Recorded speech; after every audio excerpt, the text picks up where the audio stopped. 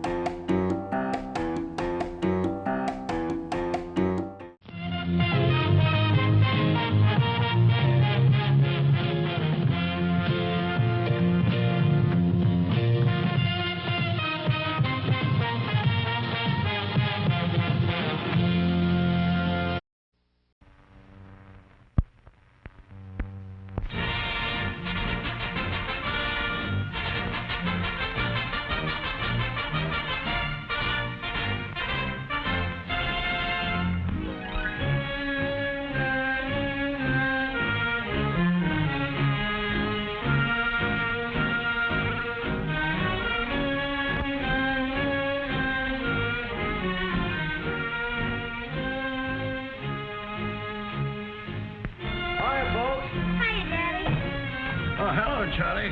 What's new today? Oh, same old thing, I guess.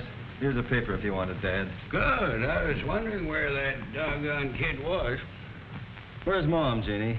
Starting supper. I'm going to help her as soon as I finish this algebra problem.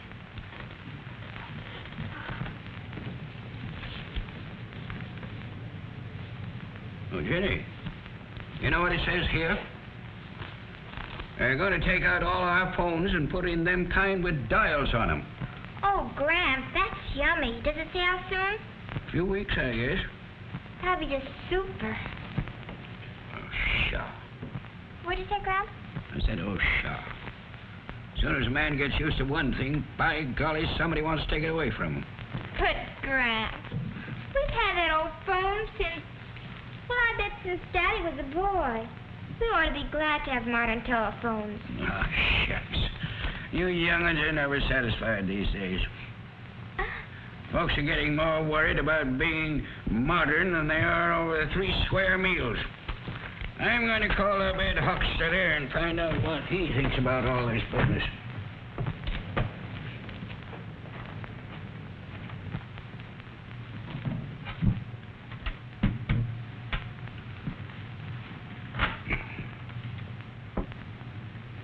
Give me 344J. Thank you kindly. Don't talk too long, Gramps. Supper will be ready in a few minutes. Never missed a meal yet. Ain't gonna start now. All right. Hello, Ed?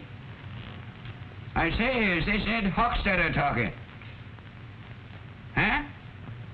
Well, get along close to your phone. Ain't gonna bite you, Ed. What say? Can't you hear me? I was talking about aeroplanes, skywriting. Doing all kinds of tricks? Right over town? Sure, I can see it from a front porch.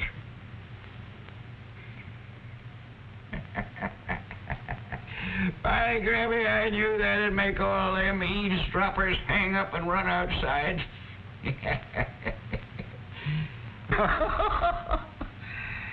Ollie, you ain't changed a bit.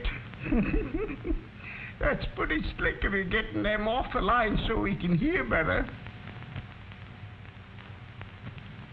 Dial telephone?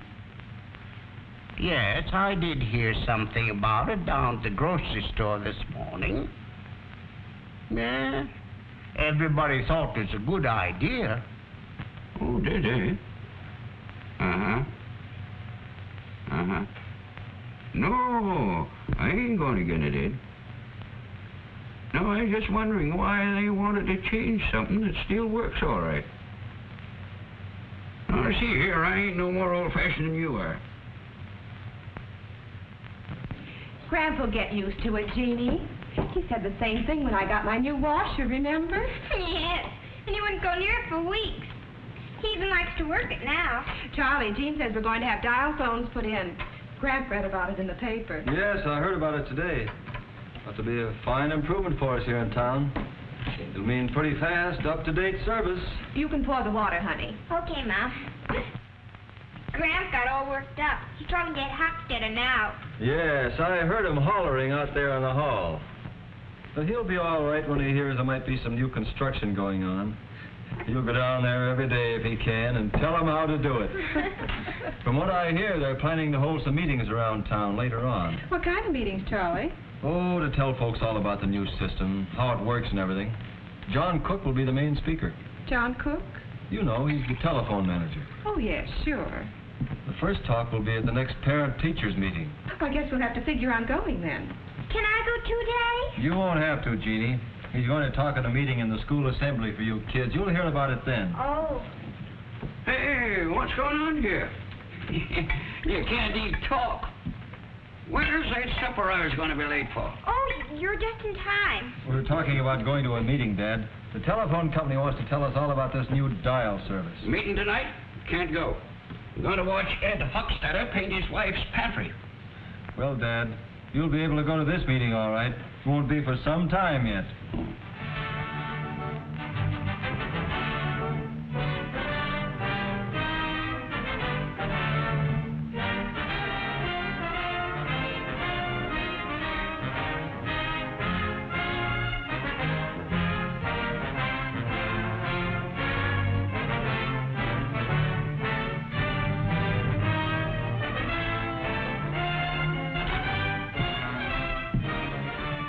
Friends, it won't be long now until your new dial telephones are ready to serve you. And I know you're as glad as I am that we're going to have an as up-to-date telephone system here as any in America. Now, most of you are acquainted with what a dial telephone looks like because nearly all of the installations have been made in your homes. But lots of other work has been going on around town too, as you've probably noticed. The wiring that runs to your homes has been checked. New pole lines have been put up. And new cable has been pulled into place. Things were happening behind the scenes too. In fact, the planning and the work on your new dial system has been underway for some time. A good many months ago, our engineers drew up the plans for the new equipment. It was built to these specifications in Western Electric's factories. Telephone equipment is pretty much standard throughout the whole Bell system. But each community has its own telephone needs. And our equipment must be built to fit those needs. Not only for today, but for years to come. Sometimes new buildings are required to hold the dial equipment. In these cases, we try to have them harmonize with the surroundings. It took a lot of time for our men to install equipment for dial service, and it took many days to put the new telephones in your homes. A little later on, I'm going to ask Miss White of our traffic department to demonstrate how to make a call with your dial telephone. But right now, I want you to listen to a man who has been working on the job of getting dial service ready for use. I'd like Mr. Johnson of our plant department to get up and tell you what happens during the actual cutover from the old system to the new one.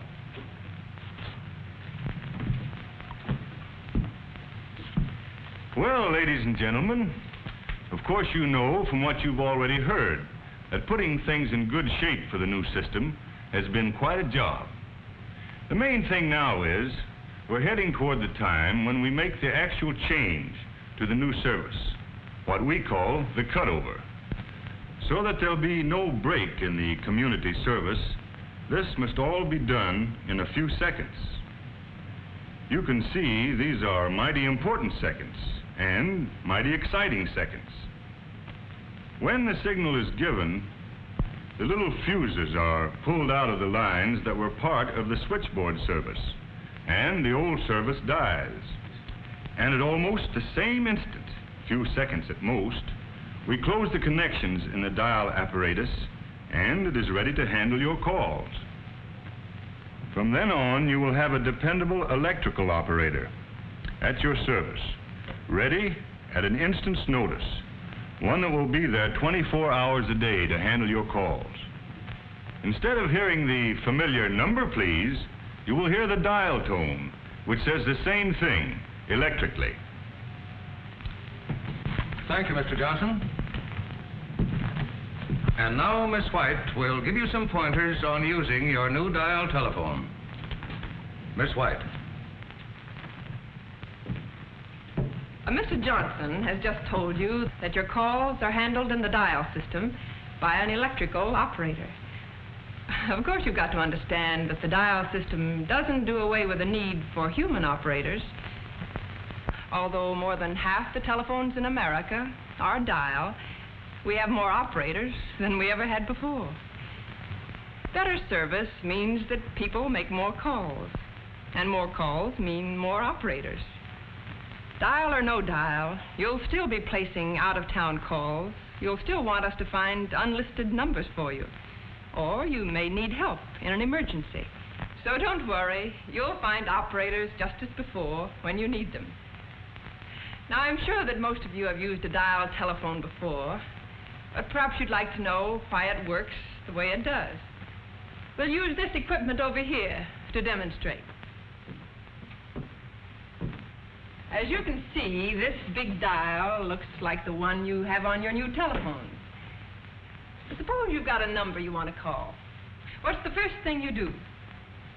Take up your receiver and listen for the dial tone. Here's how it sounds.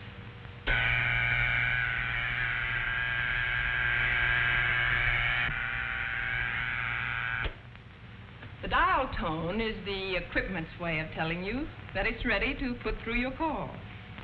As Mr. Johnson pointed out, it's the same as an operator saying, "Number, please." If you don't hear the dial tone within a reasonable time, hang up, wait a few seconds, and then try again. As soon as you hear the dial tone, you're ready to dial the number you want. But before we do that, let's examine the dial itself for a moment. When you operate the dial, bringing it around to the finger stop and then release it, an electrical code message is sent to the automatic equipment in the central office. You'll get some idea of what happens over at the central office if you'll think of these columns of lights as representing the central office dial equipment. For example, if the first number you dial is 5, a 5 signal is received at the central office.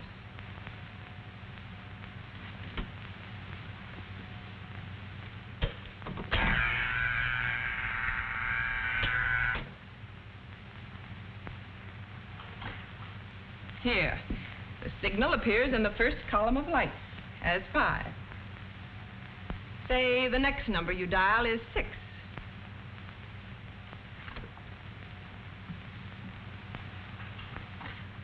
the signal appears in the next column of lights as 6. Suppose we say the third number dialed is also a 6.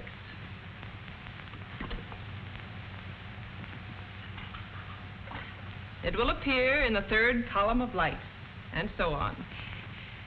Of course, the dial equipment receiving these signals in the central office is quite different from anything we have here on the platform. But in any sequence of numbers, the number you dial will cause a particular signal to be sent to the dial equipment in the central office.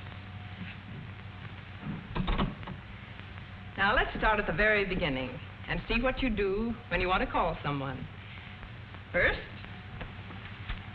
you get the number from your new directory. Let's say the number is 4567. Then pick up your telephone and listen for the dial tone. As soon as you hear the dial tone, you can start to dial the number. Here's the dial tone.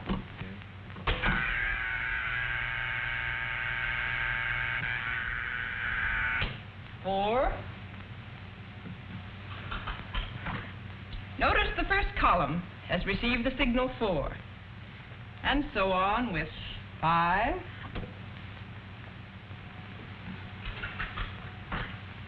6,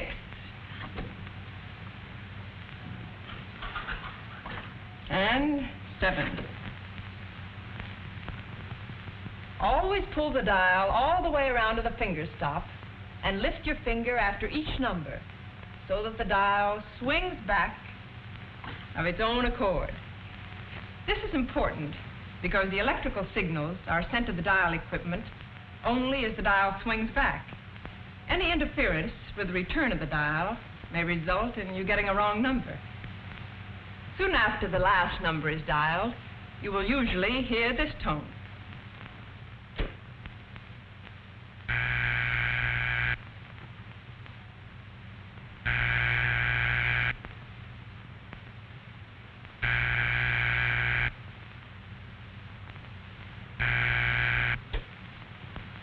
That's the ringing signal. It tells you that the telephone at the number you called is ringing. The party at this number will hear a clear, evenly spaced ring that sounds like this.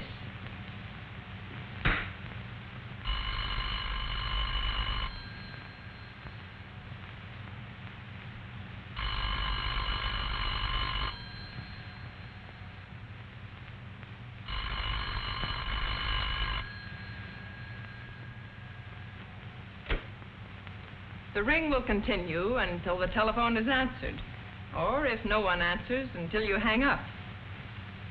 When you've dialed a number and that line is busy, you'll hear a signal like this.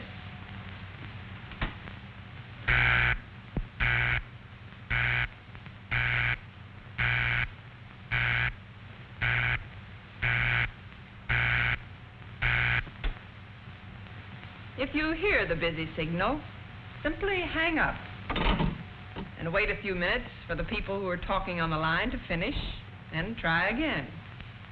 When you raise your telephone and listen for the dial tone, but discover someone else talking on the line, hang up and try again after you've waited a reasonable time. Also, if you lift your receiver and hear the clicks that indicate someone else on the line is dialing, hang up as carefully as possible. But no matter how often or when you call, always be sure to listen for the dial tone before you start to dial. For instance, if you should dial 8, before hearing the dial tone, the equipment may register only, well, some other number.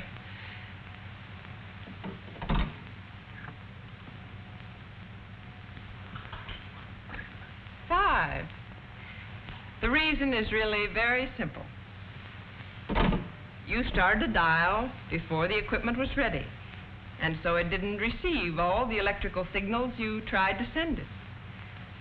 The main things to remember are, first, look up the number in your new directory. Second, raise your telephone and listen for the dial tone.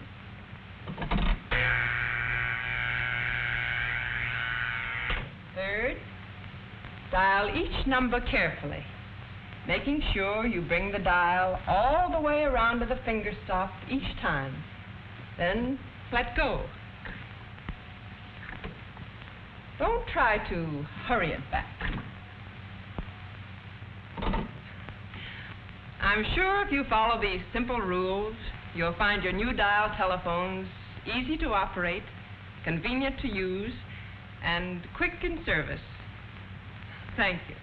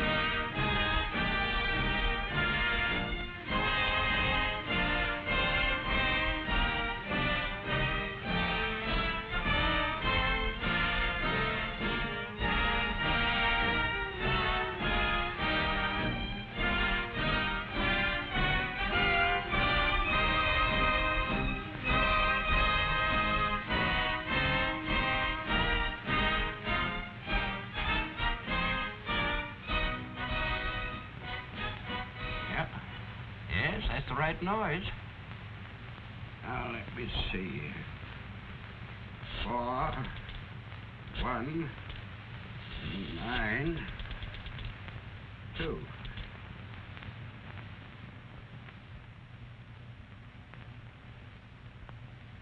Hello? This Eddie Hochstetter? By golly, Ed, this thing isn't hard to work. No, sir. Got my call through first time I tried.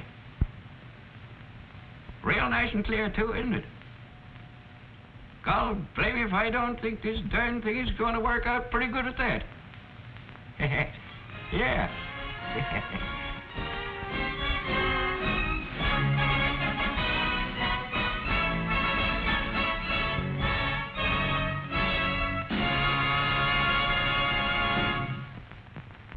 So, how did you enjoy Greasy Popcorn's Dial Comes to Town?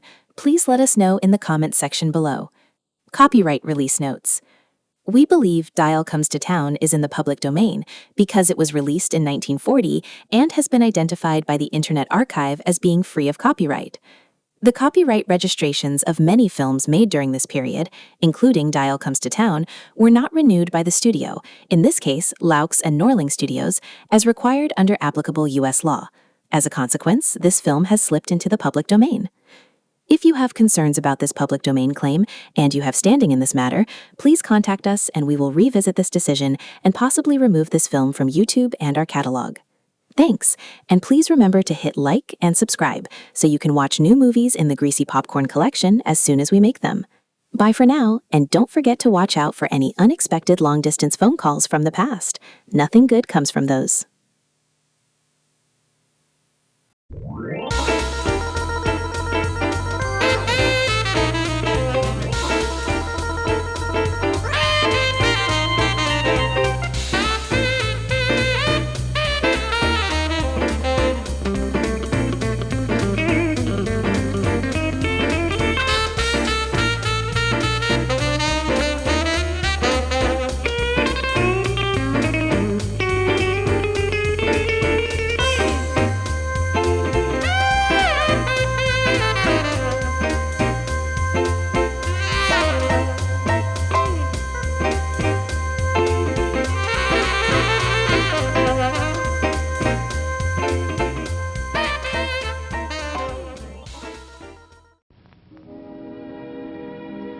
And now, folks, it's time to say goodnight. We sincerely appreciate your patronage and hope we've succeeded in bringing you an enjoyable evening of entertainment. Please drive home carefully and come back again soon. Good night.